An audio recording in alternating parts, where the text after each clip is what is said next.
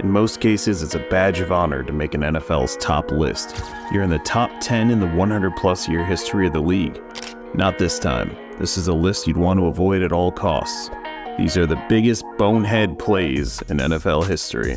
The NFL is a tough game, especially if you played for the Lions in the 2000s. Dan Orlovsky, in his first start with the atrocious Detroit Lions, drops back to pass. He's running out of bounds while the Vikings defender Jared Allen mocks him. You gotta feel bad for the guy, but unlike the Lions fans who wore paper bags on their heads, there was nowhere to hide for Orlovsky. Next on our list, we head to San Francisco, where the 49ers square off with the Vikings. The Vikings, who were known for their tremendous defense, are able to rip the ball from the 49ers' hands. Vikings defender Jim Marshall scoops the ball and takes off running. He looks behind him to see that nobody is trying to tackle him.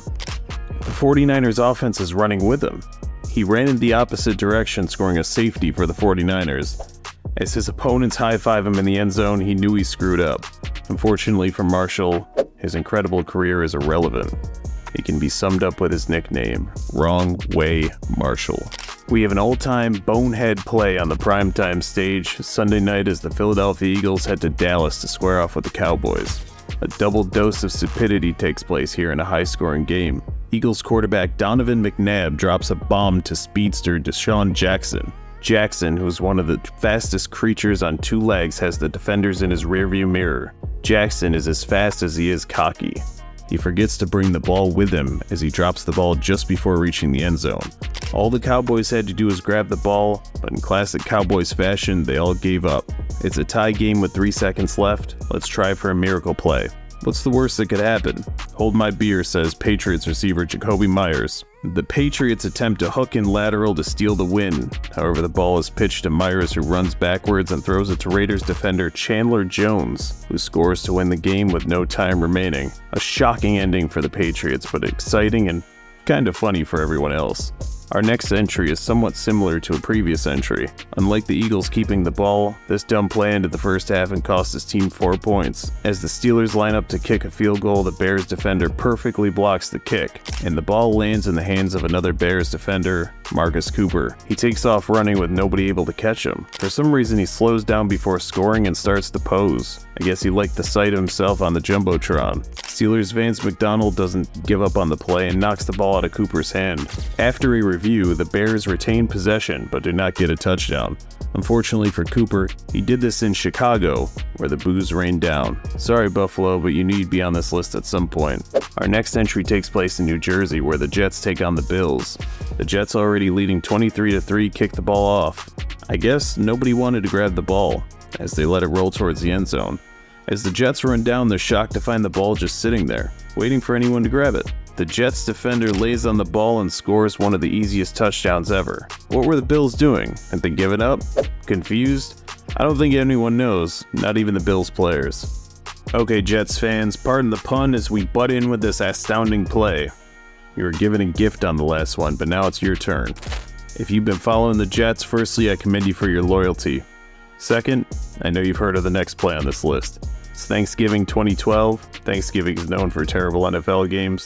This time we're thankful for Thanksgiving football for one reason, or two.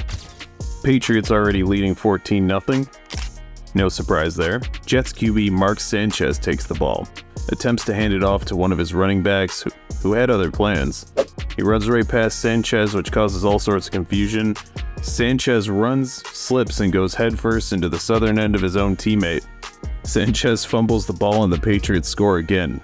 The Jets have been the butt of the joke since. Next up, we head to our favorite division rivals, the Giants and the Eagles. The Giants are pounding the rival Eagles.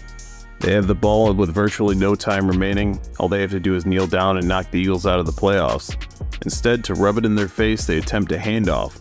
The ball is fumbled, and Herman Edwards scoops it, scores for the win. This is why if you ask any player, they'll tell you their favorite play is the victory formation. The Giants should have just kneeled and took the win. On the bright side, one fan was grateful for the bonehead play. Next, we take a look at America's laughingstock, the Dallas Cowboys, as they take on the San Francisco 49ers. The Cowboys are down by 7 points with only 6 seconds remaining. They line up with Ezekiel Elliott, the 200-pound Cowboys running back, to snap the ball to Prescott. All 9 players are on the sides of the field. Elliott is easily steamrolled by the massive 49ers defenders. 49ers got to Prescott, he had to throw the ball quickly. His teammate is tackled and ends the game. To make it worse, the winner of this game would play in the NFC Championship, aka the semifinals. This play was as embarrassing as it was hilarious, as most of America relishes in the Cowboys' misery. Nothing gets the home crowd excited more than trick play.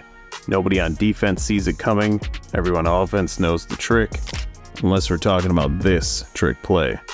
Every player except for the center and the QB, neither player has ever played those positions, lines up on opposite ends of the field, leaving the 2 by themselves. The ball is snapped and the Patriots easily tackle the punter. During his podcast, Pat McAfee explained the play was never meant to happen. When you go against the Brady-Belichick Patriots, you need to do everything you can to win. Well, this is the result. It was an odd formation meant to throw off the Patriots and draw a penalty. However, due to injury, Griff Whalen, who had never run the play, was in charge of the play. He snapped the ball and McAfee is left holding it and letting go of his dignity. On the surface, it looks horrible. Knowing what happened behind the scenes make it a little easier to swallow. This is our #1 bonehead play of all time. Sorry Seahawks fans, but you knew this one was coming. Let's set the scene. Super Bowl 49, less than 30 seconds to go. 2nd and goal from the 1-yard line. Best running back on the planet and Marshawn Lynch. The Patriots know Lynch is getting the ball. The audience knows Lynch is getting the ball. Even your aunt who just came over to watch the commercials knows Lynch is getting the ball. Well, Seahawks coach Pete Carroll had other ideas. Wilson in the shotgun throws a slant to his receiver. Patriots rookie Malcolm Butler intercepts the pass to win the Super Bowl for the Patriots. There's an old cliche that hindsight is 20/20, but foresight was 20/20 in this case. The rumors of the NFL league office having their hand in this one swirled for months. Then Marshawn Lynch's attitude during the Super Bowl media day caused the NFL to tell Pete Carroll to put the ball in Wilson's hands. That's a pretty wild conspiracy theory, but fans would grasp at anything to wrap their heads around this all-time bonehead play. Did we miss any out? Let us know in the comments below. If you liked what you see, there's more videos that you can check out. Thanks for watching.